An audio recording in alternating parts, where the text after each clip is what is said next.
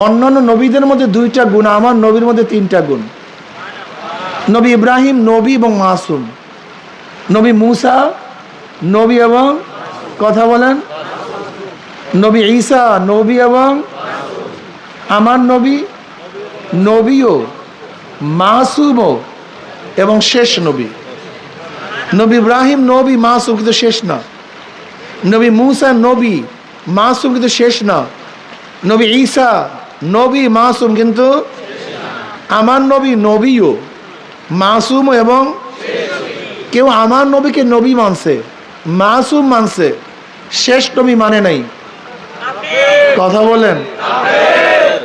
কেউ কোরআন মানছে কিন্তু কোরআনের একটা আয়াতকে মানে নাই। বুঝাতে পারিনি। খুব ভালো মতো বুঝবেন, আগে ইমান ঠিক করেন।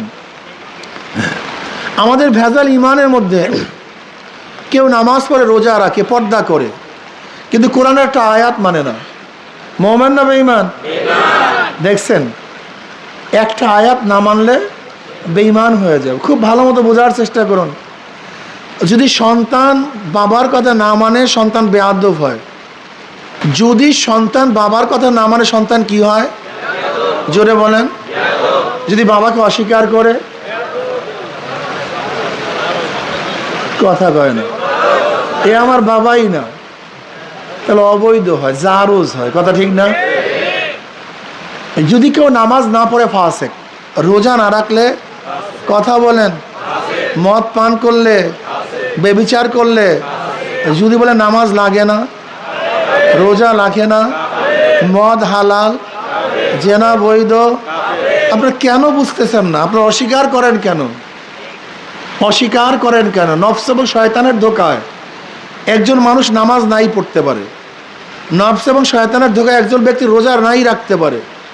নফস এবং শয়তানের ধোঁকায় একজন বেবিচারের মধ্যে লিপ্ত হতেই পারে। লেকিন জায়েজ মনে করেন কেন? নামাজ লাগে না এই কথা বলেন কেন? নফস এবং শয়তানের ধোঁকায় এক ব্যক্তি মদ পান করতেই পারে, কিন্তু এটা হালাল মনে করতেছেন কেন? নফস এবং শয়তানের ধোঁকায় এক ব্যক্তি সুদ খাইতেই পারে, কিন্তু এটাকে জায়েজ মনে করতেছেন কেন? ঘটনা কি? খবরদার অস্বীকার করবেন না। যদি অস্বীকার করেন বেঈমান হয়ে যাবেন। কথা না মানলে ফাসেক হবেন, অস্বীকার করলে বেঈমান হয়ে যাবেন। কেউ যদি শরিয়াত না মানে সে ফাসেক। শরিয়াত না মানলে কি? জোরে বলেন। কিন্তু যদি বলে শরিয়াতকে বিশ্বাস করি না, কথা বলেন না কেন? ঘটনা কি? যদি কেউ বলে শরিয়াতকে বিশ্বাস করি না, সে বেঈমান হয়ে যাবে ডাইরেক্ট।